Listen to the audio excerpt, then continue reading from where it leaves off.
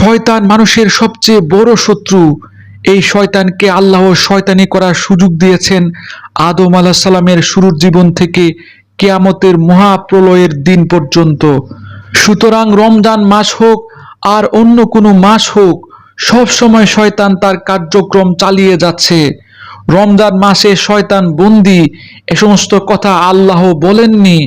আল্লাহ ওয়াদা খেলাপ করেন না। তিনি ওয়াদা দিয়েছেন শয়তানকে কিয়ামত পর্যন্ত সুযোগ দেবেন শয়তানি করার জন্য। এখন মাঝপথে আল্লাহ কি বলবেন উম্মতি মুহাম্মাদির জন্য এক মাস শয়তানি বন্ধ? অবশ্যই বলবেন না, কারণ তিনি ওয়াদা খেলাপকারী নন। আসসালামু আলাইকুম। স্বাগতম মহাগ্রন্থ আল কোরআনের ধারাবাহিক তাফসিরে। আজকে ইনশাল্লাহ আমরা পবিত্র কোরআনের সূরা আল আরাফের 11 থেকে 25 নম্বর আয়াত পর্যন্ত আলোচনা করব। এই আয়াতগুলোতে মহান আল্লাহ রাব্বুল আলামিন বলেন, আমি তোমাদের বানিয়েছি, তারপর আমি তোমাদের বিভিন্ন আকার অবয়ব দান করেছি। অতঃপর আমি ফেরেশতাদের বলেছি, সম্মানের নিদর্শন হিসেবে তোমরা আদমকে সেজদা করো। তখন আমার আদেশে সবাই আদমকে সেজদা করল, একমাত্র ইবলিস ছাড়া। সে কিছুতেই সেজদাকারীদের মধ্যে শামিল হলো না। আল্লাহ তাআলা বললেন, হে ইবলিস, আমি যখন নিজেই তোমাকে সাজদা করার আদেশ দিলাম, তখন কোন জিনিস তোমাকে সাজদা করা থেকে বিরত রাখলো? ইবলিস বলল, আমি কেন তাকে সাজদা করব? আমি তো তার চাইতে উত্তম, কারণ তুমি আমাকে বানিয়েছো আগুন থেকে আর তাকে বানিয়েছো মাটি থেকে। আল্লাহ তাআলা বললেন, তুমি এখনই এখান থেকে নেমে যাও। এখানে বসে অহংকার করবে, এটা তোমার পক্ষে কখনো সাজে না। যাও, এখান থেকে বেরিয়ে যাও, কেননা তুমি অপমানিতদের একজন হয়েছো। সে শয়তান বলল, হে আল্লাহ তাআলা, তুমি আমাকে সেদিন পর্যন্ত শয়তানি করার অবকাশ দাও, সেদিন পর্যন্ত শয়তানি করার সুযোগ দাও যেদিন এই আদম সন্তানদের পুনরায় কবর থেকে উঠানো হবে। আল্লাহ তাআলা বললেন, যাও, যাদের অবকাশ দেয়া হয়েছে তুমিও তাদের একজন। সে বলল, যেহেতু তুমি এই আদমের জন্য আমাকে গুমরাহিতে নিমজ্জিত করলে, তাই আমি এদের গুমরা করার জন্য অবশ্যই তোমার প্রদর্শিত প্রতিটি সরল পথের বাঁকে বাঁকে ওত পেতে বসে থাকব। অতঃপর পথভ্রষ্ট করার জন্য আমি তাদের কাছে আসব তাদের সামনের দিক থেকে, তাদের পেছনের দিক থেকে, তাদের ডান দিক থেকে, তাদের বাম দিক থেকে। ফলে তুমি এদের অধিকাংশ লোককেই তোমার কৃতজ্ঞতা আদায়কারী হিসেবে দেখতে পাবে না। আল্লাহ তাআলা বললেন, বের হয়ে যাও তুমি এখান থেকে অপমানিত ও বিতাড়িত অবস্থায়। আদম সন্তানের যারাই তোমার অনুসরণ করবে তাদের এবং তোমাদের সবাইকে দিয়ে নিশ্চয়ই আমি জাহান্নাম পূর্ণ করে দেব। আল্লাহ তাআলা আদমকে বললেন, তুমি এবং তোমার সাথী জান্নাতে বসবাস করতে থাকো এবং এর যেখান থেকে যা কিছু চাও তা তোমরা খাও, কিন্তু এই গাছটির কাছেও যেও না, গেলে তোমরা উভয় জালিমদের মধ্যে শামিল হয়ে যাবে। অতঃপর শয়তান তাদের দুজনকেই কুমন্ত্রণা দিল, যেন সে তাদের নিজেদের লজ্জাস্থানসমূহ যা তাদের পরস্পরের কাছ থেকে গোপন করে রাখা হয়েছিল তা প্রকাশ করে দিতে পারে।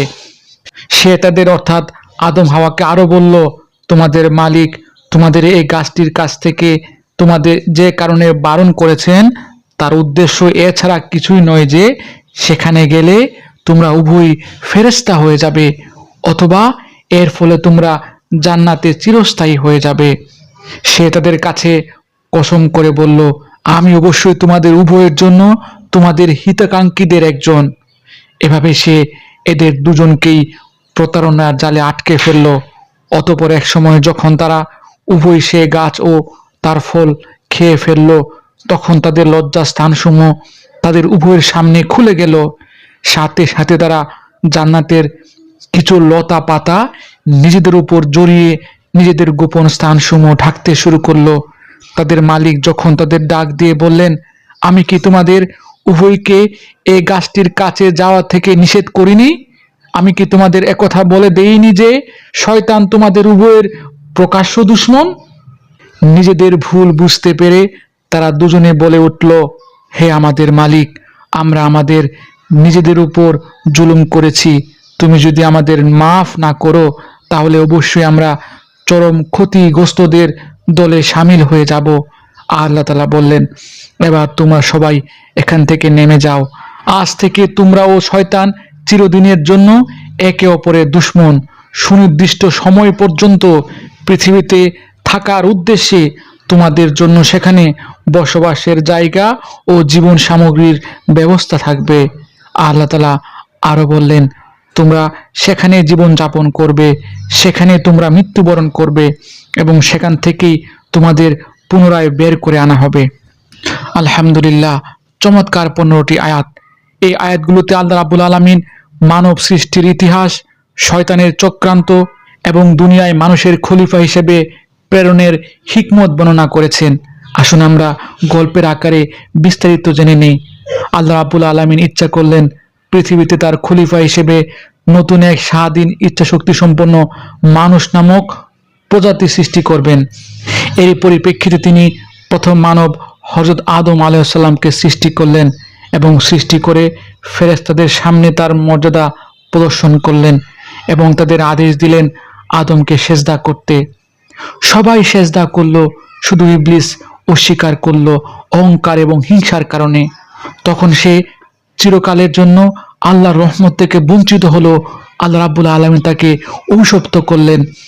আল্লাহর কাছ থেকে অভিশপ্ত হয়ে সে আল্লাহর কাছে প্রার্থনা করলো, হে আল্লাহ, আমি তো তোমার অনেক ইবাদত করেছি, অতীতের ইবাদতের পুরস্কার স্বরূপ আমাকে এইটুকু সুযোগ দাও, আমি যেন এই মানব জাতিকে পথভ্রষ্ট করতে পারি, প্রমাণ করতে পারি স্বাধীন ইচ্ছা শক্তি পেয়ে মানুষও আমার মতো অবাধ্য হতে পারে। হে আল্লাহ, আমাকে কিয়ামত পর্যন্ত এই সুযোগটি দাও, সব ধরনের শয়তানি আমি মানুষের সাথে করতে পারি। আল্লাহ রাব্বুল আলামিন বললেন, ঠিক আছে, তোমাকে সুযোগ দেয়া হলো, কিয়ামত পর্যন্ত সুযোগ দেয়া হলো শয়তানি করার জন্য। আল্লাহর কাছ থেকে অনুমতি পেয়ে ইবলিস প্রতিজ্ঞা করলো, আমি আদম সন্তানদের প্রতিটি দিক থেকে আক্রমণ করব, চার দিক থেকে আক্রমণ করব, তাদের অধিকাংশকে বিপদে নিয়ে যাব, জাহান্নামে নিয়ে যাব। অপরদিকে আল্লাহ আদম আলাইহিস সালাম ও তার স্ত্রী হাওয়াকে জান্নাতে স্থান দিলেন।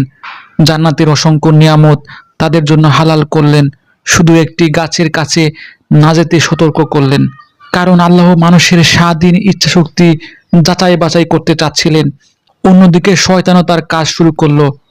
সে আদম আলাইহিস সালাম ও হাওয়া আলাইহিস সালামকে ধোঁকা দিয়ে বলল, এই গাছই তোমাদের অমরত্ব মর্যাদার রহস্য, তোমরা যদি এই গাছের খাবার খাও তাহলে তোমরা জান্নাতে চিরস্থায়ী হবে, তোমাদের মর্যাদা সমুন্নত হবে, তোমরা ফেরেশতা হয়ে যাবে। শয়তানের এই মিথ্যা কথা ও প্রতারণায় পড়ে আল্লাহর নিষেধ ভুলে গিয়ে তারা ওই গাছ থেকে ফল খেলেন। আর তখনই তাদের লজ্জাস্থান উন্মুক্ত হয়ে গেল। তাড়াহুড়া করে তারা জান্নাতের পাতা দিয়ে নিজেদের দেহ আড়াল করতে লাগলেন। ঠিক তখন আল্লাহ রাব্বুল আলামিন তাদেরকে ডেকে প্রশ্ন করলেন, আমি কি তোমাদের নিষেধ করিনি? আমি কি বলিনি শয়তান তোমাদের প্রকাশ্য শত্রু? আদম ও হাওয়া আলাইহিস সালাম তখন খুব অনুতপ্ত হয়ে বললেন, হে আমাদের রব, আমরা নিজেরাই নিজেদের প্রতি জুলুম করেছি, আপনি যদি ক্ষমা না করেন তবে আমরা ক্ষতিগ্রস্তদের অন্তর্ভুক্ত হব। আল্লাহ তাদের তওবা কবুল করলেন, কিন্তু ঘোষণা করে দিলেন, এখন তোমরা পৃথিবীতে নেমে যাও, সেখানে কিছুদিন জীবন যাপন করবে, একে অপরের শত্রু হবে, সেখানেই মরবে, সেখান থেকেই পুনরুত্থিত হবে। প্রিয় বন্ধুগণ, এই আয়াতগুলোর মূল 5টি গুরুত্বপূর্ণ শিক্ষা রয়েছে। এই শিক্ষাগুলো সহজ ভাষায় বলতে গেলে, প্রথমত, আদম আলাইহিস সালাম অপরাধের কারণে পৃথিবীতে আসেননি।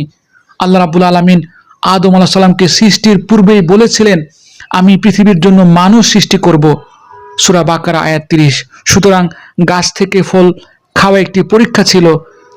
ফল না খেলেও আদম ও হাওয়া আলাইহিস সালামকে পৃথিবীতে আসতেই হতো, কারণ তাদেরকে সৃষ্টি করা হয়েছে পৃথিবীর জন্য। দ্বিতীয়ত, শয়তান আমাদের চিরকালীন শত্রু। শয়তান মানুষের সবচেয়ে বড় শত্রু। সে চারদিক থেকে আক্রমণ করে মানুষকে পথভ্রষ্ট করার জন্য, তাই তাকে অবহেলা করলে সর্বনাশ নিশ্চিত। পাশাপাশি এই শয়তানকে আল্লাহ শয়তানি করার সুযোগ দিয়েছেন আদম আলাইহিস সালামের শুরুর জীবন থেকে কিয়ামতের মহাপ্রলয়ের দিন পর্যন্ত। সুতরাং রমজান মাস হোক আর অন্য কোনো মাস হোক, সব সময় শয়তান তার কার্যক্রম চালিয়ে যাচ্ছে। রমজান মাসে শয়তান বন্দি, এসব কথা আল্লাহ রাব্বুল আলামিন বলেননি। আল্লাহ রাব্বুল আলামিন ওয়াদা খেলাপ করেন না। তিনি ওয়াদা দিয়েছেন শয়তানকে কিয়ামত পর্যন্ত সুযোগ দেবেন শয়তানি করার জন্য, শয়তানকে তিনি আর দেবেন, বেঁচে থাকার সুযোগ দেবেন।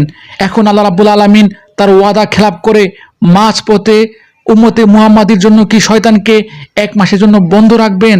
অবশ্যই না। আল্লাহ রাব্বুল আলামিন কখনোই তিনি ওয়াদা খেলাপ করে শয়তানকে এই রমজান মাসে বন্ধ করবেন না।